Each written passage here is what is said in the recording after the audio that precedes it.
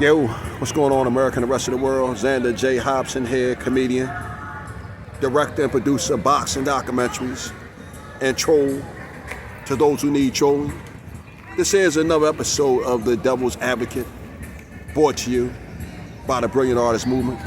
Folks, do me a favor, because I'm trying to grow the platform. Subscribe, like this video, share it, and by all means, leave a comment in the comments section, because I enjoy checking out the feedback from these videos that I make, as well as exchanging opinions and points of views with you all.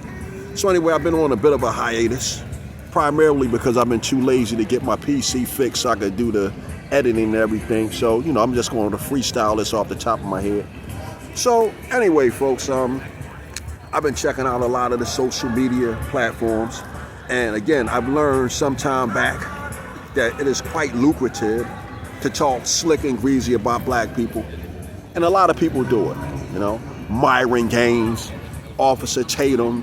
I mean, it's a whole host of guys. They really like to talk slick and greasy about black people. And they get their numbers up as a result of it. Thank you, man. They get their numbers up as a result of it. And for me, it's not something that I'm willing to do, because if you're willing to sell out on such a small level, you have absolutely no integrity, you have no character whatsoever. But I will say this, a long time ago, I did make the conscious decision to choose white people over black people. I just did. First and foremost, I started doing it in my employment. My father, James Hobson, he was like, hey, listen, son, you need to work with the white dudes. Number one, if you work with the white dudes, you're going to get paid more money. And number two, you're not going to deal with the same kind of bullshit that you have to deal with if you was working around black dudes. So, that was the first choice that I made in my employment.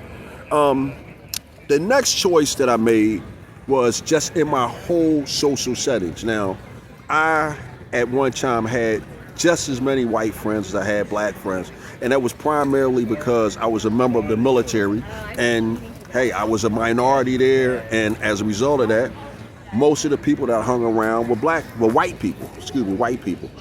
But I still had a whole host of friends that I grew up with, and they were good, solid guys, but like myself, they started going on their way and, getting on with that thing called life and living.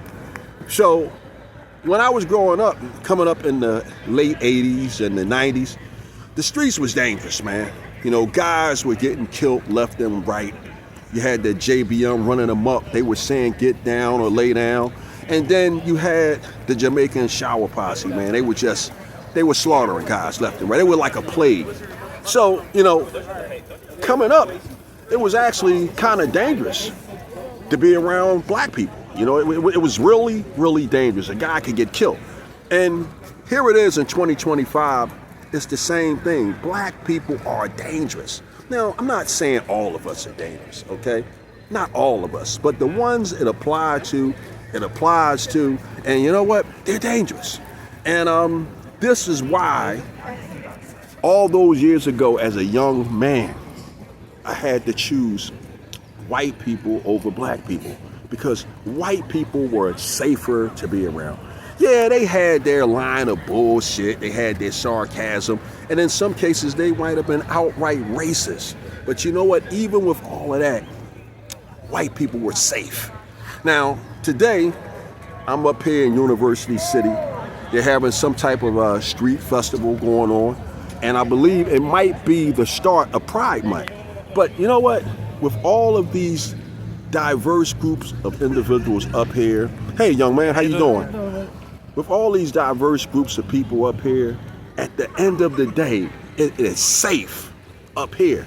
And this is why I'm up here in University City, because it's safe.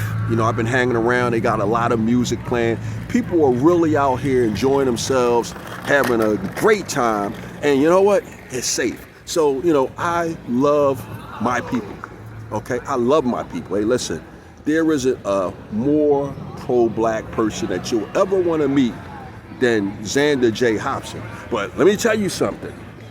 Given a choice, if I gotta hang out around a bunch of white people versus a bunch of black people. Hey man, I'm gonna choose the white people every day of the week and twice on Saturday, you know? And as I sign off, just to further drive home my point, you know, again, I'm out here at this festival, out here in University City, in Philadelphia, Pennsylvania, and it is nice, it is safe, and there is a diverse group of people out here, and everybody is having a good time. Now, I say maybe within the past week, they had a really violent episode up at Lemon Hill. Again, it was probably festive, and I'm sure that the majority of the young black people who were at this festival, I'm sure they were good, solid people. But that element came out. You know, that element that they're using to push the black fatigue agenda, these individuals came out, and a bunch of people got shot, and I think some people might even lost their lives. So as I close this out, I'm gonna say this: I love black people, but given the opportunity, if I have to choose hanging out around black people or white people, hey man, give me them white people. Where they at? And with that said, folks, I'm done with it. Bam!